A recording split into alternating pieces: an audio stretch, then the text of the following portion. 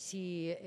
las organizaciones sindicales y empresariales creen, como creo que en este momento es el caso, que hay camino para un acuerdo, que ya hay territorio de un acuerdo posible sobre el modelo de negociación colectiva, sobre la reforma del modelo de negociación colectiva, desde el Gobierno siempre hemos pensado que es mejor un acuerdo que poner un día antes o un día después la finalización de ese acuerdo. Consideramos que son las organizaciones sindicales y empresariales las que mejor conocen, lo he dicho muchas veces, las virtudes y también los defectos de nuestro actual modelo de negociación colectiva, y que por ello son las organizaciones sindicales y empresariales las que mejor pueden corregir los defectos que tiene nuestro sistema y poner en valor las virtudes que también tiene nuestro sistema de negociación colectiva. Y por eso para el Gobierno es tan importante que haya un acuerdo entre ellas, entre los sindicatos y los empresarios, sobre cuál debe ser el modelo de negociación colectiva. Si ese acuerdo está prácticamente encima de la mesa, si hay recorrido para llegar a un acuerdo entre organizaciones sindicales y empresariales,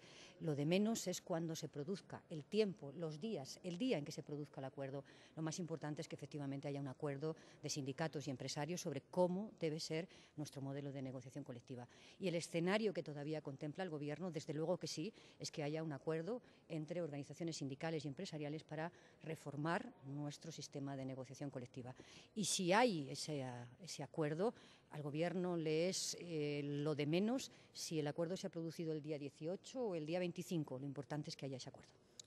Bueno, desde luego, como conocéis igual que yo, la carta que envió el presidente Zapatero a la Unión Europea lo decía, me parece que de forma clara. Hablaba de alineación del salario y la productividad, pero también hablaba de que este es un tema que se tiene que contemplar en los sistemas nacionales de negociación colectiva y en la propia cumbre tripartita social que se va a producir esta misma semana. Es decir, que él mismo decía, que el propio presidente decía que este es un tema de modelo de negociación colectiva en cada uno de los sistemas. Y yo quiero recordar que nuestro modelo de negociación colectiva desde hace ya mucho tiempo, no es de ayer ni de antes de ayer, es desde que hay modelo de negociación colectiva, tiene en cuenta dos variables fundamentales para hablar de cómo se incrementan los salarios. De una parte se vinculan los salarios a los crecimientos del IPC porque se pretende que haya un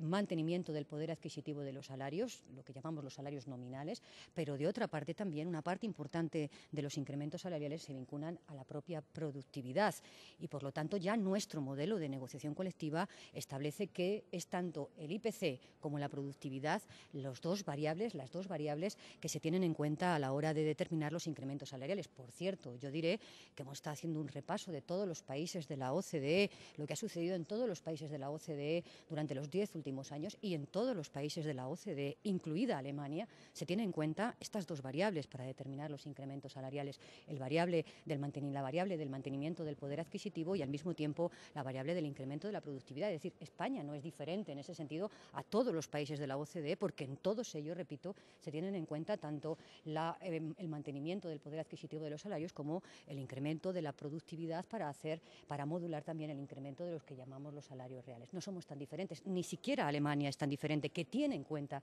esas dos variables a la hora de determinar su salario. ¿Cuál es la diferencia entre Alemania y otros países de la OCDE? Pues que en otros países de la OCDE, incluida España, hay tensiones inflacionistas que en Alemania no ha habido en los últimos años y que en otros países de la OCDE, incluida Alemania, y a diferencia de lo que ha sucedido en nuestro país, ha habido incrementos muy significativos de la productividad, cosa que no ha sucedido en nuestro país. Y yo quiero recordar un dato que sería bueno cuando hablamos de este tema. Tenemos un sistema de medición de la productividad en nuestro país que hace que en los momentos como el que estamos viviendo ahora, de crisis económica, la productividad crezca, porque hay un menor número de trabajadores. Si hoy la única referencia para los incrementos salariales fuera la productividad, hoy los salarios tendrían que subir mucho más de lo que han subido en las épocas de expansión económica, donde la productividad era menor.